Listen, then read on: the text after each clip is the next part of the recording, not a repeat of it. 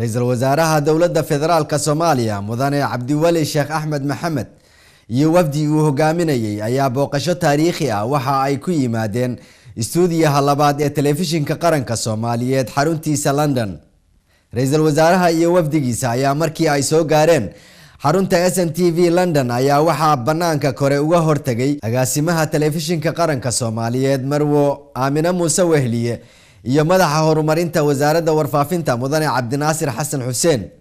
Ra'iisul Wasaaraha ayaa wafdigii la socday waxa kamid ahaa wasiirka warfaafinta mudane Mustafa Sheekh Cali Dhuxulow iyo afayeenka xukuumadda Ridwaan Xaaji Cabdiwali iyo madax kale.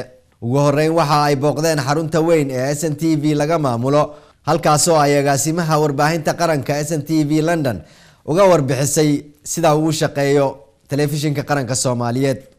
iyagoo kadibna u soo gudbay xafiiska SNTV uu ku leeyahay magaalada London. Ra'iisul Wasaaraha dalka ayaa halkaasi warbixin guud uga dhageystay agaasimaha telefishinka qaranka Marwo Aamina Muuse Wehliye.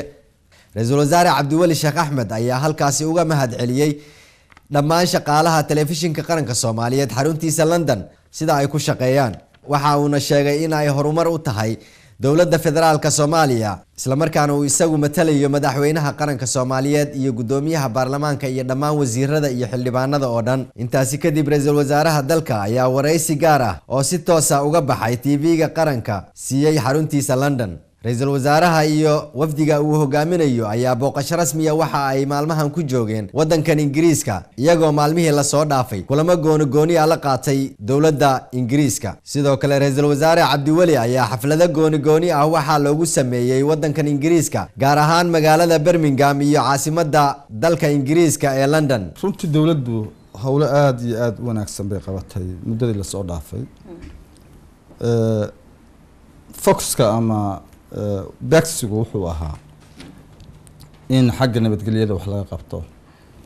marka sida aad ula socotaan aad uga warhaysaan waxaa xoogga la saaray in dalka al-shabaab laga sifeeyo. ilaa iyo hadda waxaan u malaynayaa 13 degmo ayaa laga qabsaday al-shabaab.